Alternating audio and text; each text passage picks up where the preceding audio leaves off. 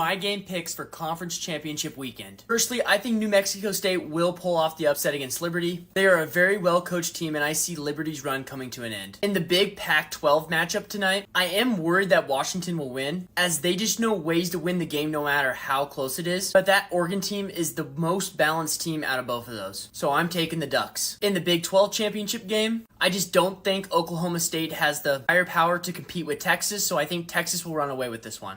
In the MAC championship, Toledo already went on the road to beat Miami of Ohio, so at a neutral site, I think they'll beat them again. And Boise State versus UNLV has been a super fun ride to see what Boise State can do in the back half of the season. UNLV is just a way more talented team than Boise State. For one of my bigger upsets of this weekend, I got Alabama beating Georgia. If you take away that last weekend of the Iron Bowl, Alabama has been the hottest team in the country. And yes, they look a little rough last weekend, but so did Georgia. You'd be lying to yourself if you said Nick Saban is going to have 2 bad games in a row. Next we got SMU versus Tulane, and that SMU offense and defense are super underrated. They're both top 10 in scoring offense and defense. And I think with all the pressure of Tulane going back to a New Year's Six Bowl, I think SMU will barely edge this one out. In Troy versus App State, it is sad that JMU can't go to this, as I would pick them to win it. But since they aren't in it, give me Troy to win this one. In the Big Ten championship game, sadly, I'm assuming this will just be a blowout. Shout out to DraftKings for having the over-under Iowa first half points being 0.5. And finally, the ACC championship game. Tate Rodemaker is going to try to wield his team to a college football playoff berth, but I think this is going to be a very low-scoring, grind-out game. And I do think with Louisville losing to Kentucky last weekend, they will want to avenge that loss and take home the ACC championship title. Let me know what your guys' picks are in the comments.